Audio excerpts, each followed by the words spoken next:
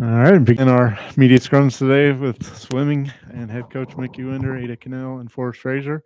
Coach, been a few weeks, but if you could give us a recap on how things went at the Invitational right before Thanksgiving.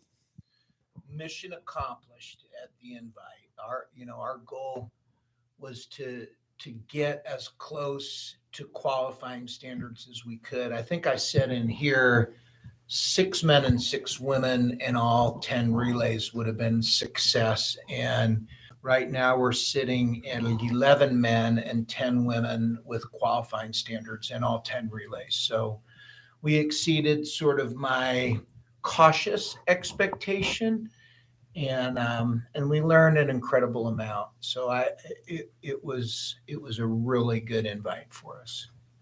This are coming up on Monday, kind of begin a new phase of the season, wrapping up the fall semester at UNLV.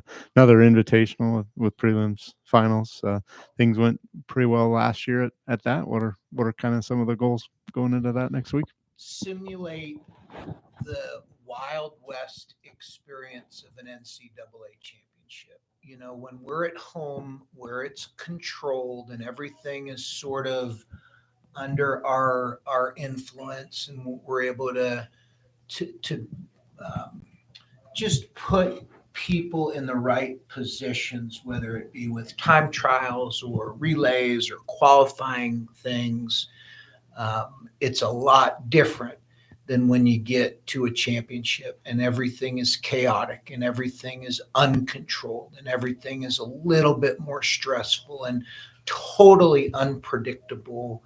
This is a chance for us to practice in that environment. You never know how a national championship is going to unfold. And so this is a chance for us to just rehearse the chaotic, unpredictable, Wild West nature of a prelims finals championship. And that's what we're doing. We took a little break. We came back. We reestablished our aerobic base. I think it came back pretty quickly for most. And now this week is about sharpening and coming down, but not a ton. People won't feel as fresh and light and fluffy as they did getting ready for the tier meet. It's going to be a little bit more, I think, emblematic of the way they'll feel in March, after the wear and tear of a season takes its toll. So that's what we're going to do, is just race hard and compete and learn and get a little bit better, callous our minds in a sense, Ada, for you, been through this a few times and had quite a bit of success, especially kind of helping out the relays, like Coach said, getting all those qualified. How important is that for you, knowing you do your part on those and having those national championship successes in the relays last year?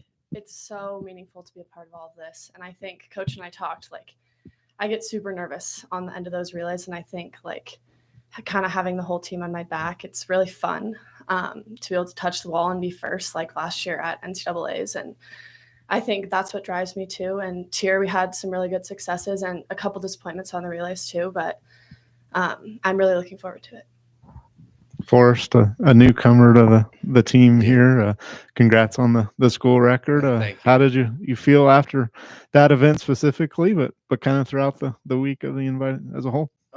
After that event specifically, that for me was kind of just get the job done, punch the ticket to Indy. That really compared nothing to that relay right before it. We were 2/10 off the national record. That's what I'm here for. I'm here to swim fast individually, but it's those big team moments that really make it in this sport for us, right? That's what gets you out of bed at 5:30 in the morning.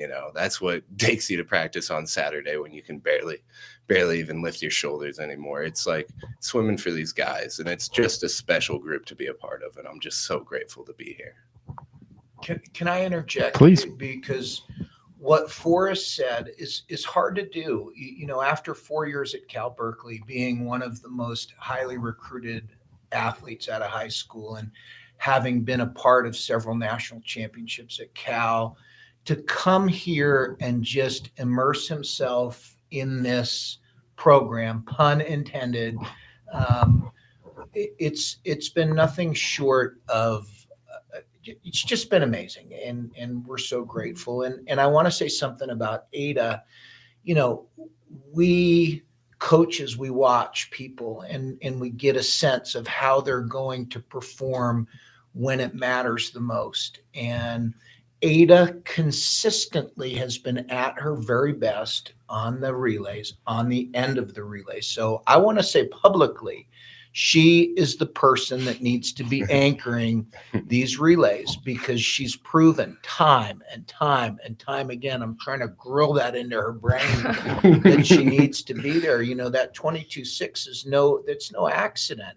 And so anyway, just wanted to interject on those two. Thank you, Coach. You're welcome. Forrest, talk to us a little bit about your journey here, kind of what it's been like at CMU, what you can bring from a program like Cal, and kind of use that to your advantage and kind of benefit the team as a whole. Yeah, I mean, a lot of what I learned at Cal was the whole team aspect to it, right? Before college, swimming's all about you for the most part. There's some big club teams out there that compete for like junior national team championships, that kind of thing. But it really is just all about you. And when I got to Cal, that really showed me like, look, this place is about one thing and one thing only, and that's winning the national championship as a team, not individually. No one cared how many individual titles were won. It was all about the team. So that really kind of switched my thinking in swimming, and it made it a lot more fun for me.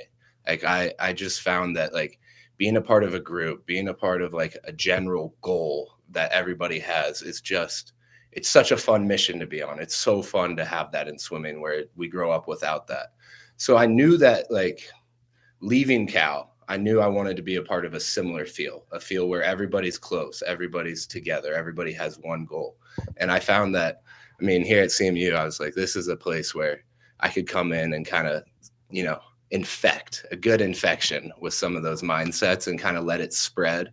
And I got here, and I got to say, this group of guys is something special, right? And girls. But just speaking on the men's team, it really is just such a special group. And I don't know, they took me in right away, and I've loved every single second of it. And honestly, I wish I had 4 more years of this. So, yeah. Coach, would be remiss if we didn't talk about Agata's national record and kind of smashing that. And here in the last few years, had a few of those at home meets. How kind of exciting is that to be able to get a national record mid-year in your home pool? It's awesome, and the records and all that are, you know, that's fun.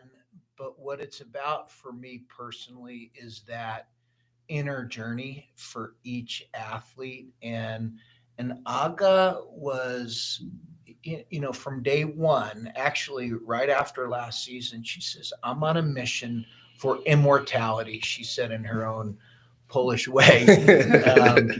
And she's upped her game. You know, practice every day has been better, you know, and like we tell them, you get 1% better every day, you're doing really well. And she's been amazing. And now she wants that 200 record, and she's yeah. So thanks for asking about that. It's been great. And Forrest it's been a great infection of Forrest, just childlike enthusiasm for this sport and this team.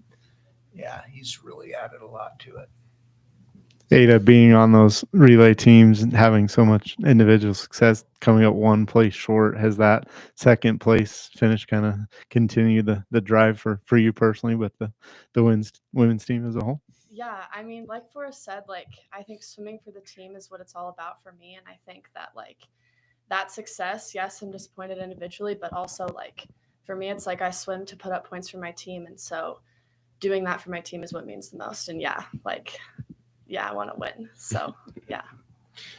Ada, you go through phases in a collegiate career where first it's new and exciting and you don't know any better. And you know, my nickname for Ada at the very beginning was the wild pony, because she was, and just get up and was going best times and breaking records right from the beginning. But then there's sort of an awareness of, whoa, I'm pretty good at this. And there's some, I think, sometimes positive and sometimes not so positive reflection that goes into, oh man, now I've set the bar pretty high and I got to do that again and again and again. And what I've seen in Ada through the last 3-4 months is that sort of crippling realization initially of, how am I going to keep doing this,